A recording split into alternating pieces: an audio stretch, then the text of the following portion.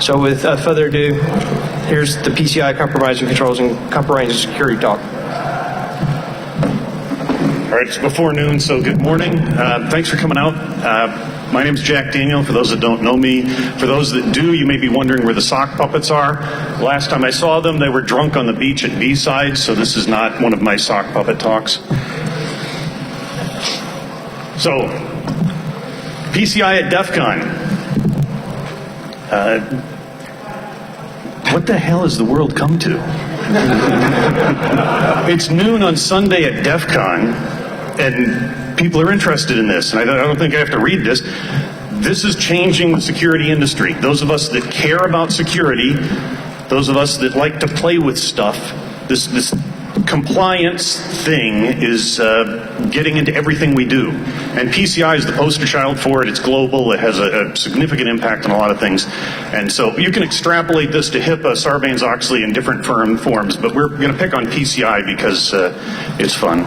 And Nevada state law. But still, it is PCI at DEF CON, and it does seem like a sign of the end times, 6 horsemen of the apocalypse here. Actually 7, but we'll get to that in a moment. Who are we? James Arlen, Mercurial, I'm sure most of you know him. Anton Chavakin. Dr. Chavakin was not able to join us in person, but his book's here. Anytime you think Anton should comment, just say, buy my book. It's actually a good book, but he's been involved in this since the beginning. Joshua Corman, me, Alex Hutton, Martin McKay, and Mr. David Shackelford. So, usual disclaimers. We don't speak for our employers, clients, customers, spouses, siblings, or offspring. My dog will back me up, but that's because she gets truck rides and that's it. Opinions are our own. Facts are as we see them. We aren't lawyers, etc. And should anyone on the panel be a QSA, they are not your QSA. Maybe not. And I would actually amend that if there's a QSA or two on the panel, they might be your QSA, at least for a few of you. So, discussions. These typically deteriorate into cliches. Any discussion, somebody inevitably says, don't throw the baby out with the bathwater. I have one word for that. Don't make me say, much less show tub girl. So if this becomes a slugfest, I'm going to moderate this, but I'm going to be the salt because we do have some people with different opinions. So here we go. This started with, it's going on, but Josh Corman made some comments that lit some people up. And we've had an ongoing discussion that's coming to almost a year. And the standard questions are, is it PCI or security? Is it really versus security? At some levels, PCI actually hampers security for the advanced. PCI also advances security for the people that aren't doing what they should be in the first place. I mean, I work for a firewall vendor. There are people that have rudimentary things because they're required to. But there are also there's the other end of that, and we have pretty pictures to point to that. And it has an impact on all of us. It has an impact on what it costs to use your credit card. It has an impact on what it costs to buy things somewhere where they have to be PCI compliant. It has an impact on whether or not you have fraud charges on your card. So there's the obligatory first boring bell curve slide, and then there's Mr. Corman. Okay, so this thing basically started when Chris Hoff and I were doing a bunch of roundtables with CISOs, and we were doing them for 2 days on virtualization as a disruptive technology, cloud computing as a disruptive technology, deed and reperimeterization, mobility, and we're basically showing how traditional security architectures were ill-suited for a rapidly changing compute environment. We weren't even talking about bad guys. And we kind of did a tabula rasa project and drew on the whiteboard, if you could start over, what security controls would you keep, which ones would you toss? We just carry behind this comet trail of dead technologies that do a really, really bad job. And what would it look like? So at the end of the day, someone raised their hand and said, oh my God, I don't need to buy that anymore. I don't need to buy that anymore. And some other guy stood up in the back room and said, but damn it, PCI still makes me buy that crap. So the next morning, after lots of caffeine, I think 2 Hoppuccinos, I said, PCI is the devil, and I got a standing ovation from like 200 CISOs. And it was really a joke, right? But when Anton and Martin heard it, they wanted to exorcise the demons, and we started a pretty adult, informed, and clueful debate, because people basically hate PCI for a visceral reason, or they love PCI and they're fanboy and they write books about it. Or just to be clear, by adult, he does not mean pantsless. That's right. We were miles and miles apart, and some of us don't like PCI but make a living at it. That's true. So the bottom line was, we're having all these food fights and they're not helpful, right? It's just the echo chamber. So we wanted to have adult and rational debate, and what happened was the people who tended to like it saw a bell curve. So now I don't call it the devil, I call it the No Child Left Behind Act for security. Because there is, in fact, a distribution, right? You have the people who do nothing, and that's basically where PCI has been very helpful. The negligent. They would do absolutely no security for that card data, were they not forced and fined to do so. But then you have a lot of people that were doing security well before we could spell PCI, and they're nonplussed by this. They didn't get extra budget. They got distracted, right? So you have the negligent, the advanced, and a lot of people in the middle. And what we found is the people who were fanboys were really describing a different segment, the people who must be forced to do something. And the people who were upset with it killing innovation or redirecting budget were the people in the middle or on the higher end. Now, Martin really enhanced this view because it's more like this. Martin? I did? Yeah. Well, we've had the conversation many times, and I think Josh just kind of summed it up, that there really are two distinct groups of people, and as he said, there's the majority of the people that I see as a QSA that have a rudimentary security system, have rudimentary controls in place, but there's still things that would be considered basic and common sense that are not there. They just either haven't had the budget, they haven't had the time, for whatever reason. There's lots of controls in place that for years they've never had the time to put. And that's the people in the first hump there that really just have to have some sort of lever to get management to give them the money to actually secure the enterprise. And that's, even though I don't like everything about PCI, that's one of the best things I see about it, is it's an opportunity for people to use as a lever against management. On the other hand, if you really look at PCI, I'm the one person your managers fear more than hackers. Think about it. I'm the one who can come in and say, you know what? I don't think you're compliant here. Therefore, you're going to have to end up paying an extra ½ cent per transaction, or you're going to have to pay an extra % per transaction because you didn't mark the check boxes. It's not perfect, but it has done a lot of changes and made people get that money and get those resources.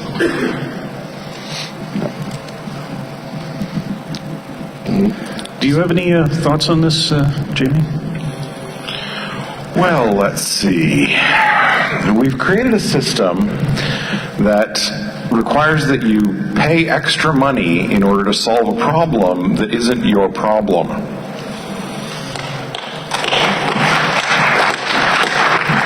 Does anyone know what that's called in the law? Racketeering.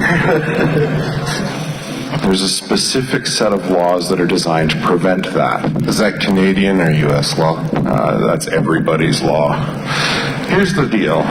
You've got a situation in which a bunch of people with lots of money are making the suggestion that 100,000 merchants are going to do a better job at securing the credit card transactional system than the 3 credit card companies can do. Come again?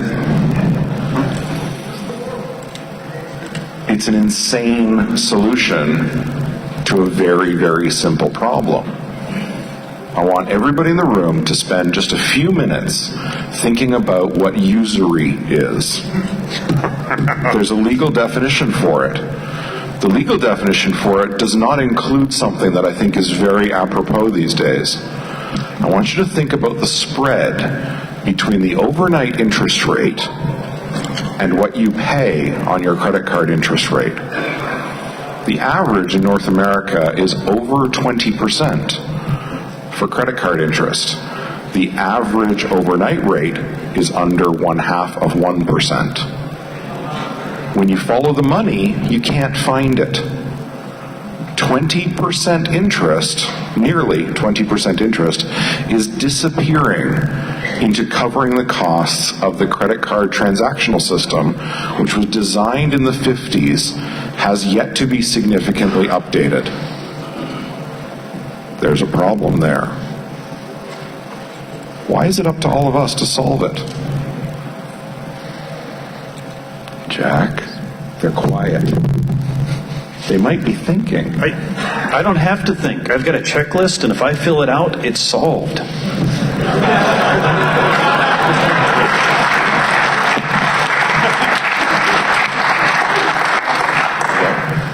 I'm going to hijack this for just a second, because this is a point that somebody that's not on this panel but has been involved in the conversation brought up about that thought and checklist, which is Andy Ellis, who some of you may know.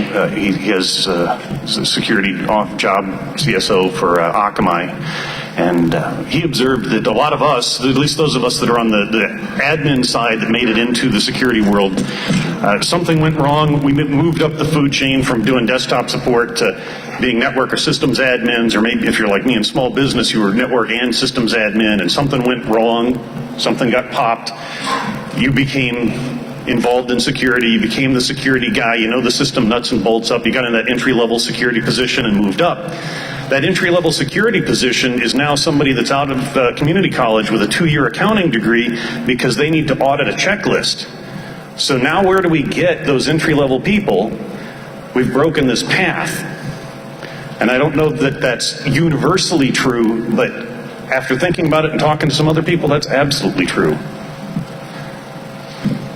We have questions.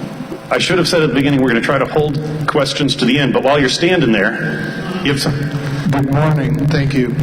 You're assuming that the problem you describe is the problem that the card companies are trying to solve. And what they're really trying to do is shift the perception, the liability to the merchants, the acquirers, everybody else, because otherwise, if they take control of the system and there's a failure, people lose confidence in the card system itself. Now they can point to individual merchants, processors, whatever, and say, we have this great standard, and they failed to meet it, they were not compliant at the time of the breach, and so they're protecting themselves and their system.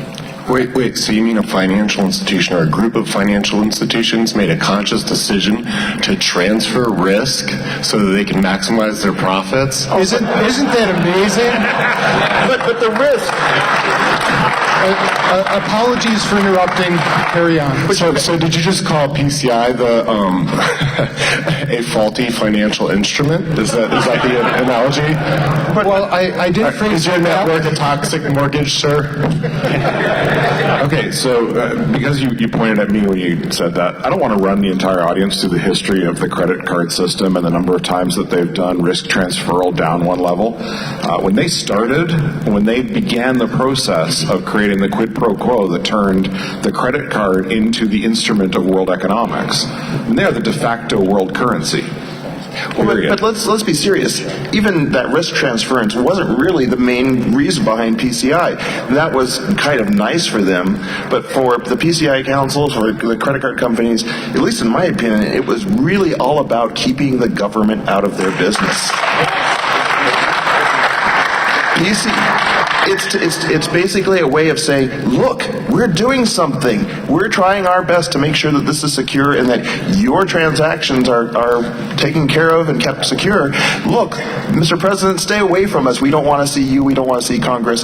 Thanks, bye.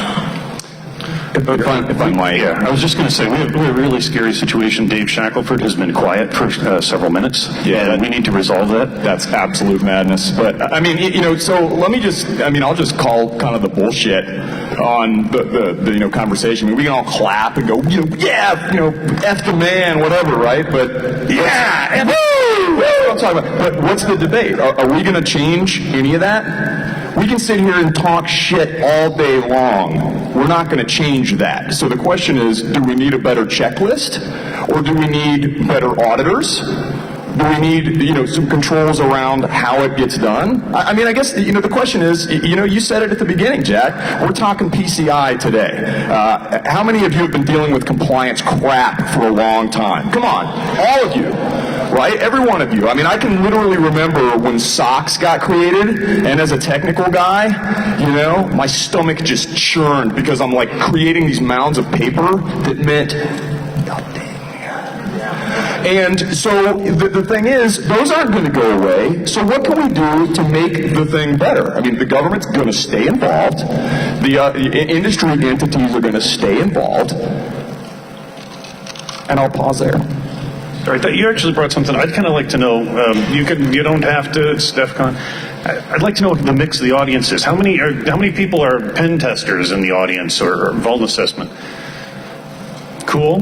How about people that are just compliance wonks, one way or another, have gotten sucked into compliance as a career? Nobody's raising. Oh, I got a few. Look at that. That's just as many as claim they know how to penetrate things. Yeah.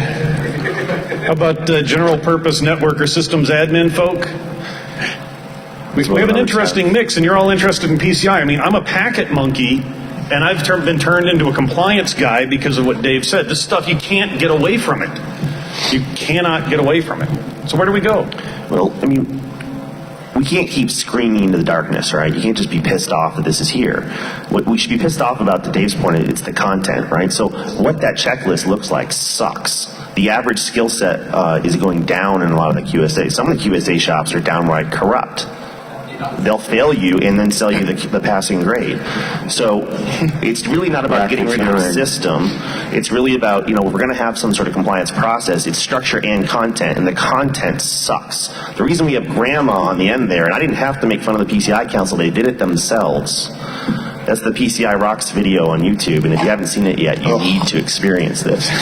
Hilarity ensues. Yes, in fact, the reason Anton isn't here is Pick up some acid in the hall while you're here this weekend and watch that, because it might make sense in that context. one of the reasons Anton may not be here, we could speculate, is because we made him promise that if we got accepted, he would do an interpretive dance to the PCI video. But the bottom line is that grandma there is the antivirus grandma. And we have our oldest control. Antivirus. Antivirus, that's right. But but what we've codified is we're making sure people spend on the digital dozen, right? The dirty dozen. And if you look at that list, it's firewall. How many of you guys would be stopped by our firewall? IDS, not even IPS. I mean, the Gartner Magic Geometry leader for IPS got a 14% score after they tuned for 2 days in the NSS test labs. But I have a compensating control for that. Well, it's going to be compromised. But these things they're not useless, but they're really long in the tooth. And what we have is an incredibly static set of controls and best practices designed several years ago that never change, right? Well, and it gets worse. Now we're coming up with 1.3 or 2.0 of the PCI DSS. They're going from a 2-year life cycle to a 3-year life cycle. They're trying to make it so that everything is going to be along the same date time. We are not expecting to see major changes from 1.2 to 1.3. We're not seeing a lot of new information, so how do we use this tool? I mean, really, PCI is a compliance tool instead of just something we have to check boxes off, and that's one of the problems we have, is that we keep thinking of it as a checklist instead of a tool to make management do what we want. I mean, if we have changes, look at all the great talks you saw at Black Hat and B-Sides and DEF CON. Look at all these people dropping new research. Do you think any of that research is going to affect the standard? Well, it certainly isn't going to make it in October, and the next chance to do so is 3 years from now. But we do have reliable guidance on how to secure our virtual and cloud infrastructures. And this being scoped the way it is actually secures our entire infrastructure, because, no wait, all they care about is magstripe data. Wait, why are we using magstripes? That goes back to our 50s technology idea. So there's one of the issues, is we have something that isn't going to do a good job. This is an argument I got into over the Massachusetts 201 CMR 17. It's the law that was enacted after TJX came out. We had a breach disclosure law that required the state to push out a law or a set of guidelines which had some sort of penalty if you didn't follow them, although there's no enforcement. Does that sound familiar? For how to protect your systems. And it got watered down and watered down and watered down. And I stood up at a hearing and said, this is garbage. What you should do is just jack the fines through the roof and let risk take its place, because anybody can can talk their way around any of these, encryption, it's a horrible rule. And somebody got up after me and said that if you make a good faith effort at this, and I threw up in my mouth a little bit, because if the businesses made a good faith effort in security, we wouldn't be here. But on the flip side, having worked in small and mid-sized businesses all my life, there's a series of problems. If I don't make payroll on Friday, then it's all over. And in security, we are notorious for losing sight of that.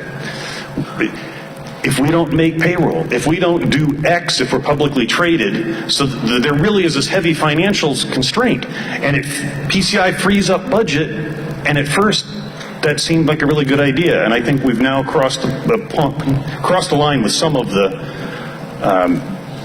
people where they're really being held back. And there's some other things. When we're talking, you brought up the quality of people. Those of you that have dealt with external scans or QSAs who maybe weren't skilled or ethical, or either one. You know what I'm talking about. Let me ask a question really quick. This is probably as honest a group of people in a room, I think, as we'll probably get. Just guessing. How many of you are brave enough or possibly willing to raise your hand and say you have benefited from PCI? There's got to be a few. Oh, yeah. There are. Look at that. There are, in fact, a fair number of folks in this room that would say we've benefited. Is it budget? Is it better security? Is it better living through checkboxes? Jobs, job security, jobs, rock and roll, right? So honest people. Let's look at the other side of it. How many people have had projects turned down because they're not PCI related, or because, and really think it's because they were not PCI related, not because your manager was just giving you a silly excuse? Yeah, I mean, so this is a really important point. So far we've been talking about, the tonality or the design, but I mean, from my purview, in my last job, I did this massive market survey, and we basically counted 70 different security product markets with their own compound annual growth rates, right? 70. And that's way too many, right? It's an abject fail that we needed 70 to begin with. But if you look at which ones are required by PCI, there's 9 of them.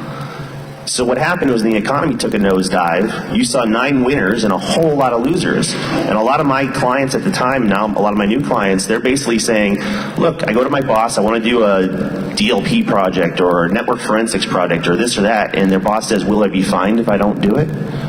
If the answer is no, then you don't get the budget. So it's not that there's no spending beyond those 9, but most of those 9, as I said before, are old, busted stuff near retirement. And a lot of the new, more modern projects for a new, more modern adversary, or for evolutions in virtualization or cloud, or whatever you got to do differently as your business has changed, if you won't be fined, you basically don't get a budget. So, I mean, it scares me, because what that does is it financially rewards laggard technologies, and it financially disincents innovative folks here trying to do startups, trying to do bootstraps, VC-based, whatever. And if there's no buyer for this innovative stuff, or if it's only that small secondary double hump, it's not that there's no market.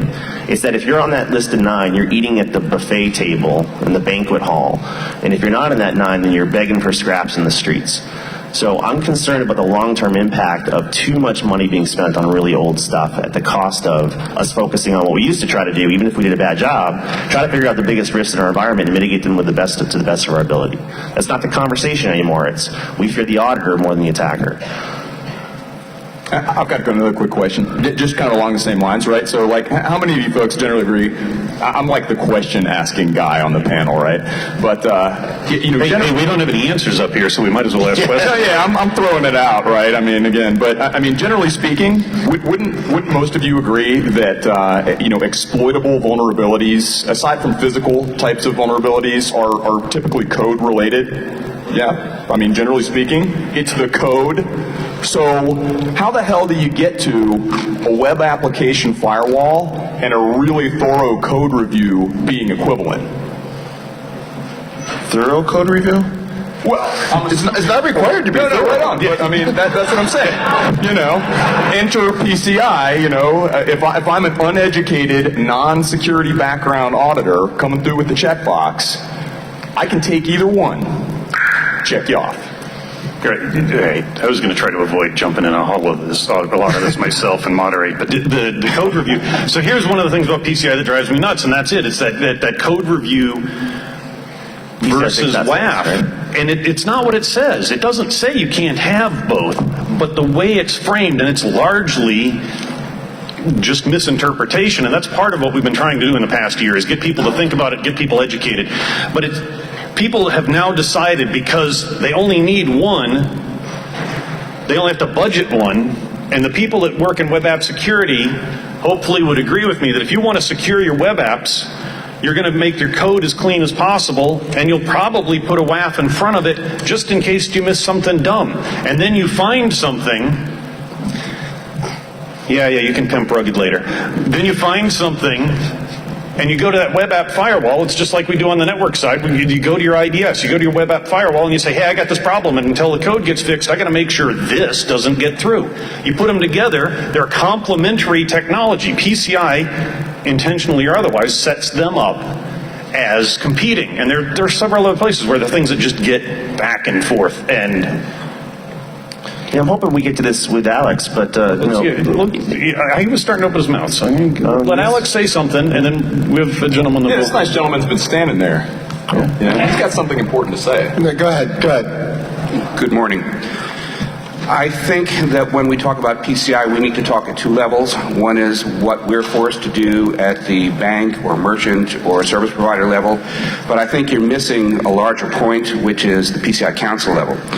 I agree with the gentleman who said that the fundamental driver for PCI is that the credit card companies want to transfer risk and liability down a level or two. And at the same time, they're trying to say that they are autonomous, and therefore they're making an independent standard like ISO or whatever. But at the same time, they have a symbiotic relationship with their business partners, which are the banks and the merchants. And how many times have we seen a vulnerability like with TJ or whatever, or Hannaford, which results in discussion about a new control? They put out a draft comment or some draft guidance, and all of a sudden, when it becomes real, it gets watered down because there's been negative feedback. Oh my God, it's going to be too expensive, or it's going to be too complex. So so when you look at PCI, when you try and look at everything, at the risk of making the complex simple, we really only have three issues, and I'm kind of getting into slides and stuff later, but that's all right. Right? The first issue is it the right thing for the card companies to do? Well, like it or not, unless you go to your congressman, and they're going to be able to buy the votes better than you can, so you're screwed anyway.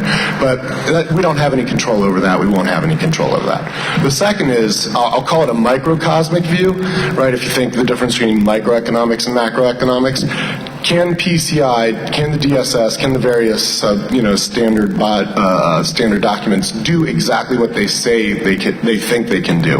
In a sense, each document they create is a model, and it says we think that some outcome will arrive if this happens, right?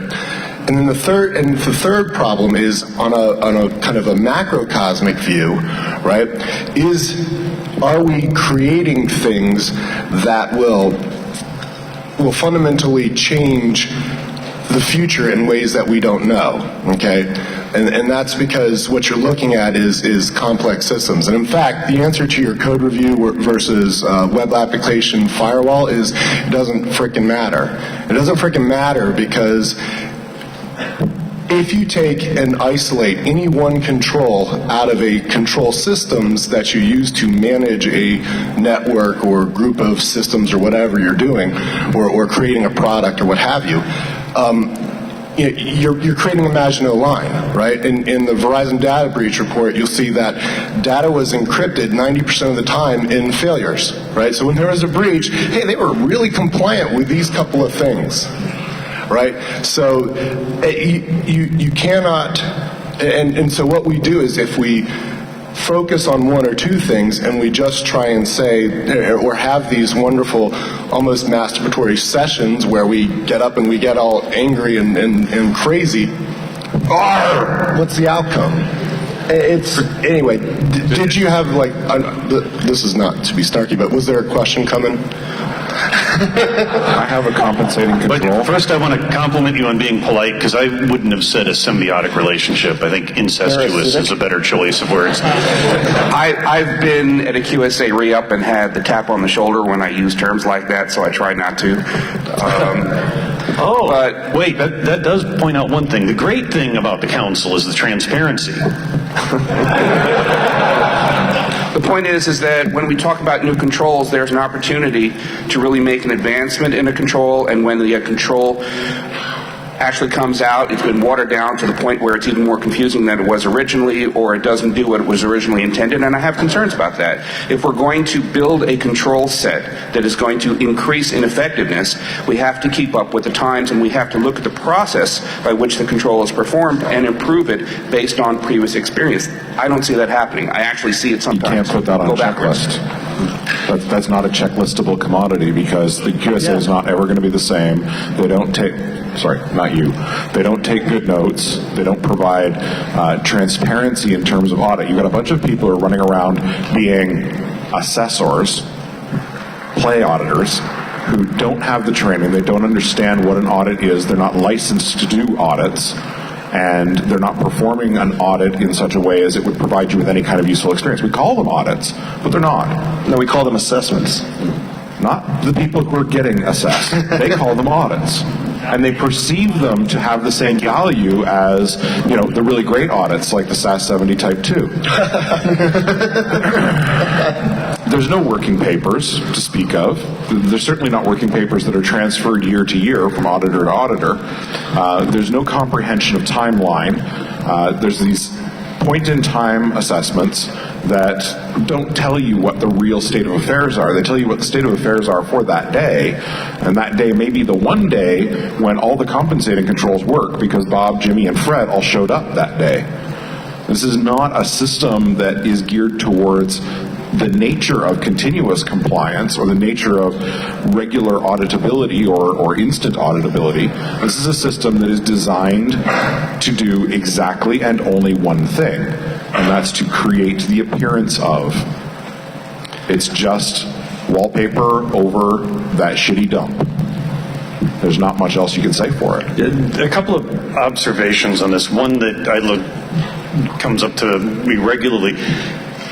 In the security space, so we're here at DEF CON because we want to know what is out on the front edge. We want to share what we've found, and we want to be out on the front edge of exploitability, vulnerability, and those of us that are concerned with the defense side, we use that to arm ourselves, at least intellectually, with the battle we're up against.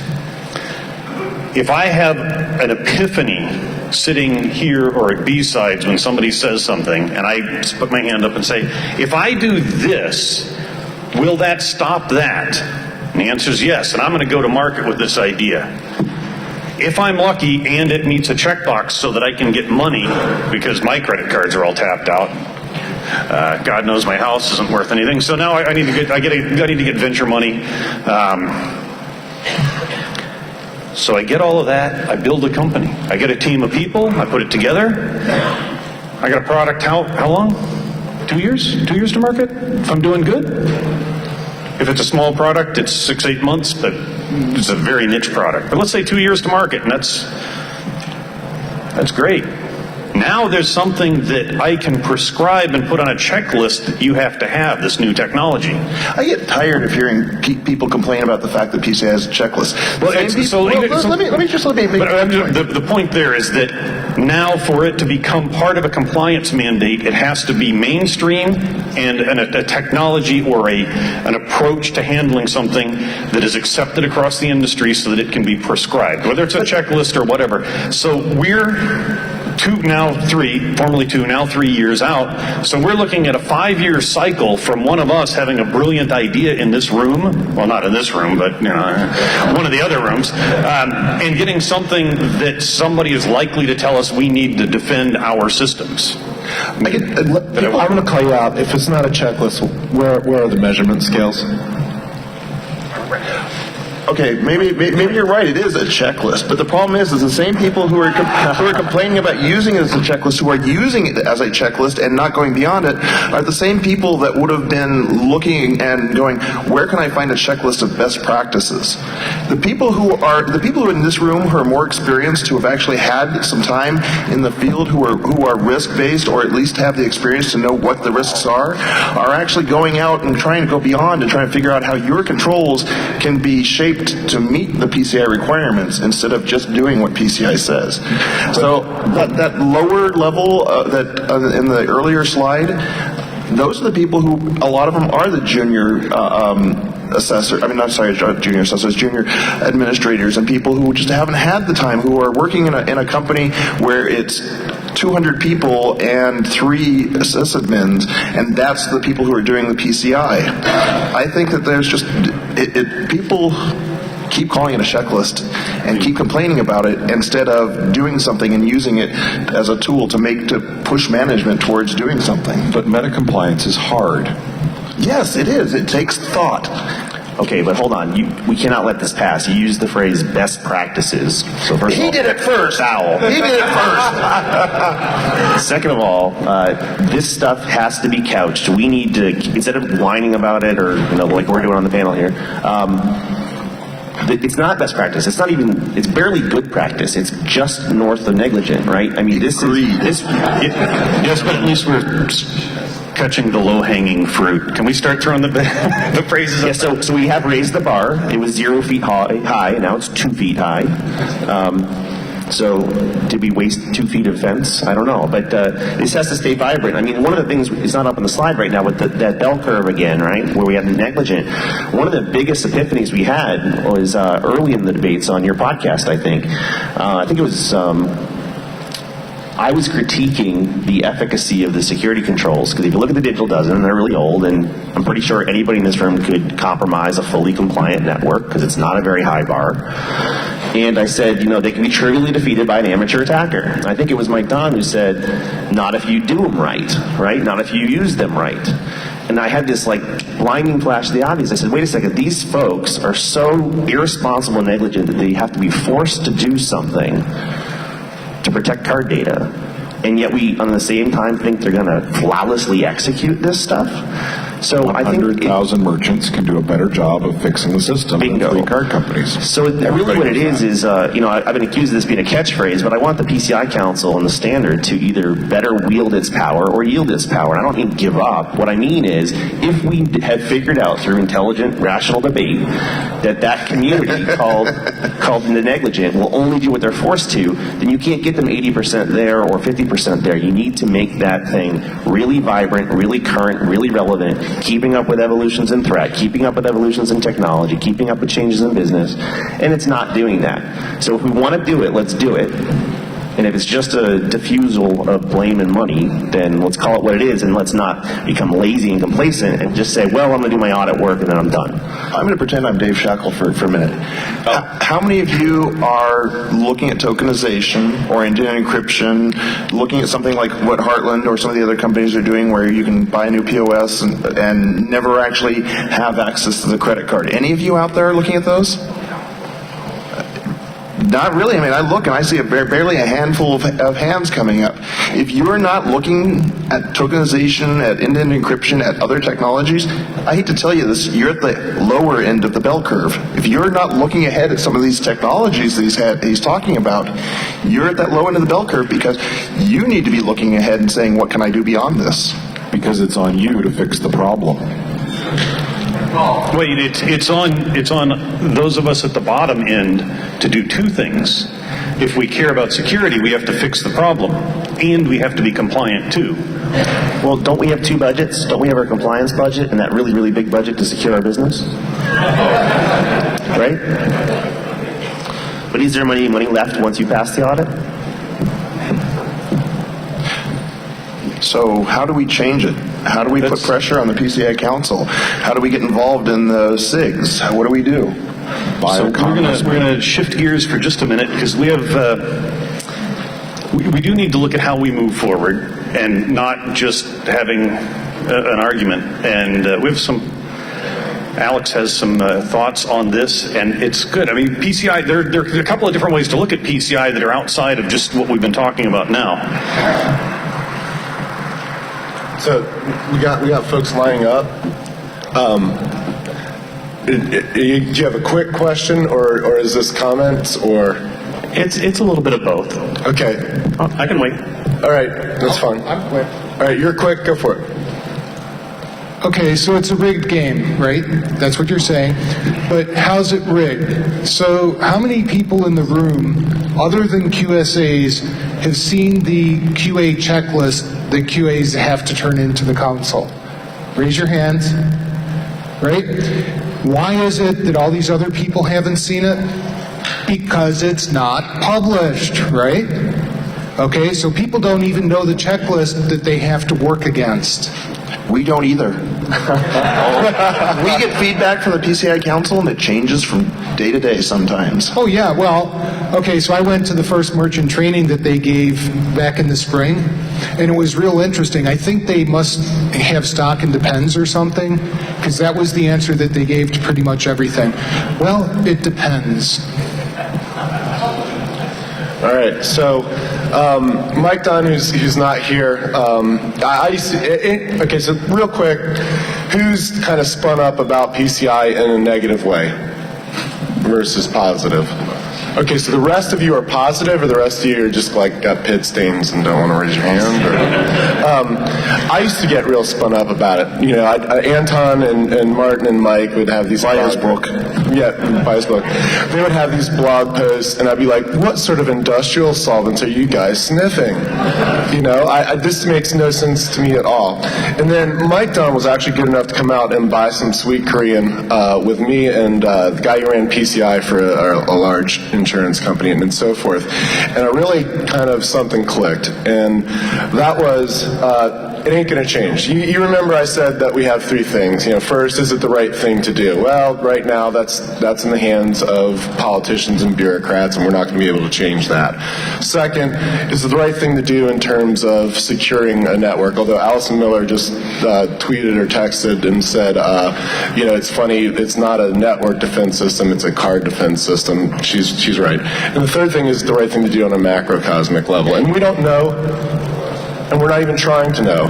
And so what we need to do is get through basically our stages of grief, and we need to get to the point where we're at acceptance, right? So with all deference to Jeremiah, who did this first, right? Denial is, I feel fine, this can't be happening, not to me. And we saw this, you know, DSW chose to take the fines for a while, I believe. Anger, why me? It's not fair, how can this happen to me? Who's to blame? You know, I'll do anything for a few more years out of bargaining. You know, well, can we delay this expenditure for a while? You know, depression. Our industry really is probably unevenly distributed through 1 through 4, right? Depending on who the managers are. Where should we be, I think, is the point of acceptance. And that's kind of where I got to, and that's what might click with me. All right? So I might as well prepare for it. So what does acceptance mean to me? Folks might disagree with me, but I believe that, you know, let's call it DSS, I'll just stick with that. It's a hypothesis, and E.T. James, if you're into logic and science and stuff, he has a great book, and he says, you know, basically all the models that we create, they're simply hypotheses, and they're built to be falsified, right? You apply scientific method, right? So, yeah, basically, my assertion is we have with how many merchants, Jim? Oh, 100,000 or so. Right. We essentially have a pretty good sample of networks, if you want to think about it in this way. We have the ability to establish control groups, we can do all sorts of studies, we can start doing something. That information is proprietary. Yeah. To the PCI Council. Hey, yeah, so I'm trying to figure... copy? We could sell that to you. You can buy a copy of all that data. Seriously, it's real cheap. That's excellent. But basically, our organizations, I know TrustWave put out a report, my employer puts out a report, along with Mike, I wrote the PCI section this year. And I really think that as we look at our industry, we have two great things that we need to measure and figure out, right? And one is we need some sort of measurement scale for the strength of the control, right? It has to be a rational scale. It can't be a 1 through 10. It can't be, some ordinal scale. We can't multiply peanut butter by jet engine and get fast. The world doesn't work that way, even despite what our GRC programs say. And the second thing is how do we consistently measure a strength of an attack?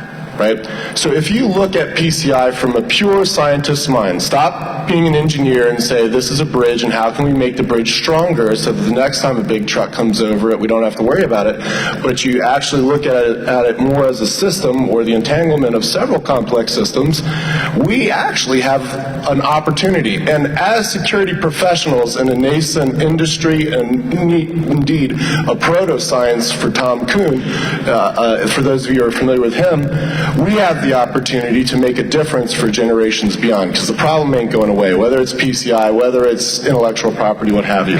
So, what we need is some sort of revolution. And Jamie's right, we don't have transparency, but we do have the ability to actually share data, get together in groups with ISOCs and so forth, anonymize it, and get it out there, and talk about what we see. That's our responsibility. That's something we can do besides sit in meetings on a Sunday at DEF CON when we're all freaking hungover and complain about it. But math is hard. So, interesting point there about security in general, PCI in particular, and the way we approach it. It would be great for us to move towards the scientific method from the rhythm method that we're currently using. We would like to close with some thoughts on moving forward, but first I'd like to give this patient gentleman a chance to throw something at us. I forgot the rotten fruit this morning, I'm sorry. First, full disclosure on the QSA. I agree with Mr. Arlen. I agree with Mr. Arlen that it is it's transferring risk. My dad. What's merchant response? It's tokenization, which is, again, getting rid of risk, right? So moving it somewhere else. PCI, as a standard, is not going to help companies that don't take security seriously to begin with, right? So any company that goes through and approaches it a checklist or does business with a QSA that sees this as a checklist approach, it's not going to help them. It never has, never will. 10 years ago, the stuff that's in PCI, I was telling companies that I worked for to do. They wouldn't do it, right? PCI, at least, gets them to do some of this stuff. Is it the best that we have? Don't know. It can be better, certainly. But if you're working with a QSA, and the QSA is sticking the checklist, you need to get better QSA. And as for technologies, QSAs can approve technologies, as it were, that don't fit the requirement. Antivirus, for example. PCI doesn't say anything about application whitelisting, but you can use that instead of antivirus, and it's a much more effective control. So if you're working with a QSA who can't think outside of the checklist, then get a QSA. Okay, we need to wrap up. We'll try to get to your question, so just hang on just a moment. I'd like to, let me put my thought out on wrapping up, then we'll give it to the panel. What I would like to come out of this, my goals and expectations are low. I would like people to have an informed opinion about what PCI is doing for and to you, and then have an informed conversation. That may mean that you can address the PCI working groups. It may mean that you can just inform your managers or your employees of what it does and doesn't mean.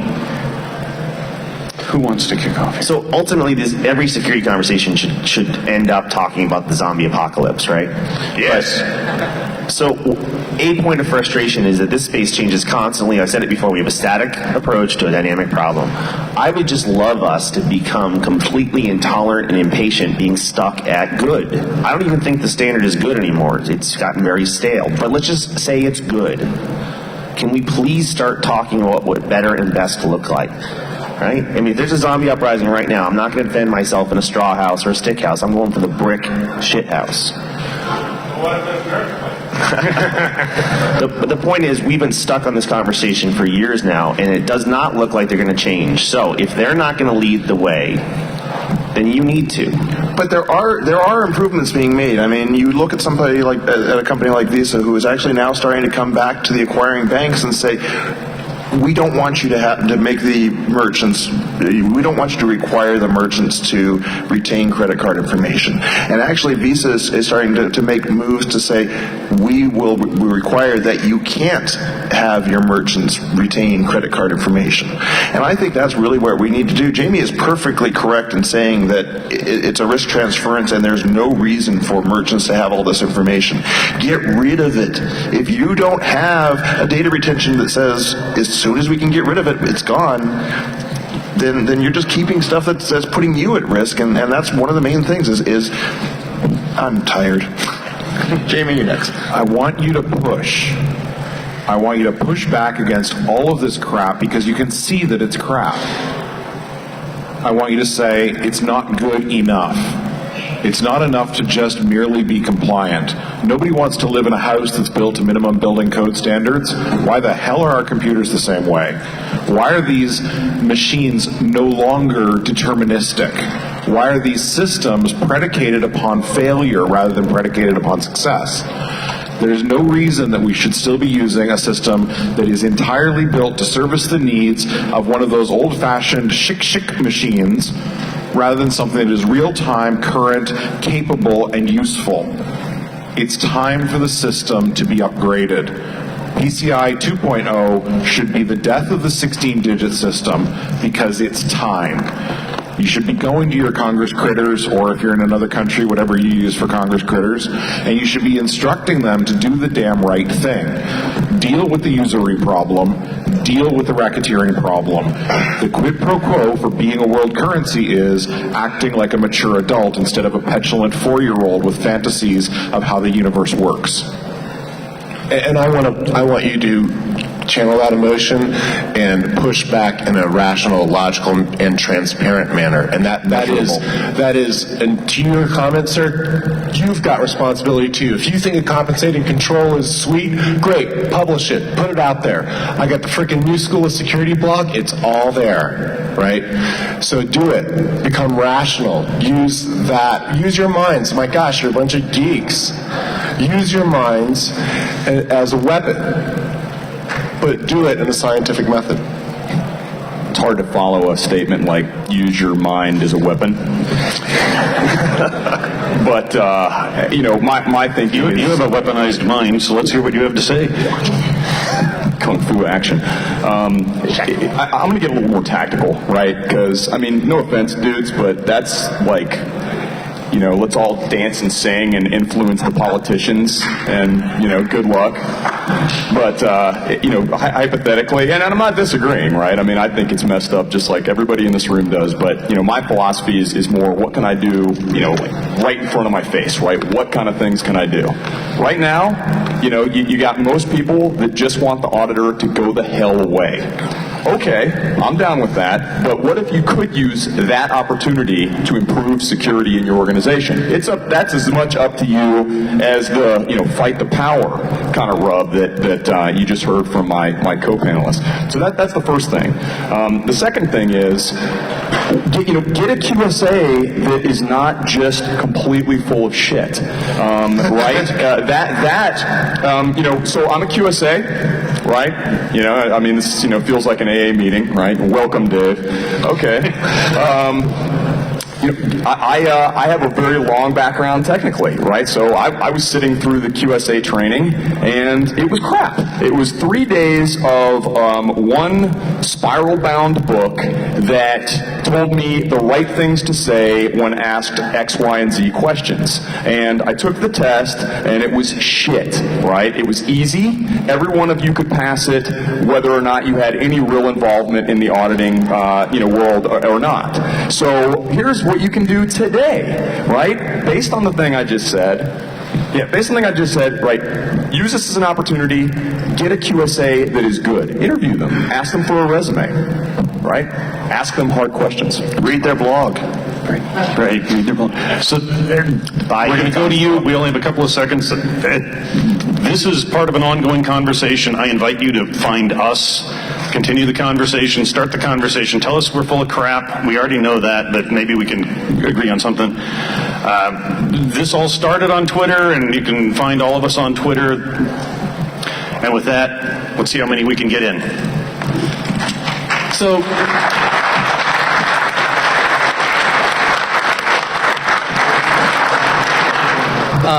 for all the folks complaining that PCI is a checklist, yeah, get over it. It's like going to the amusement park. You must be this high to ride. It's a minimum standard.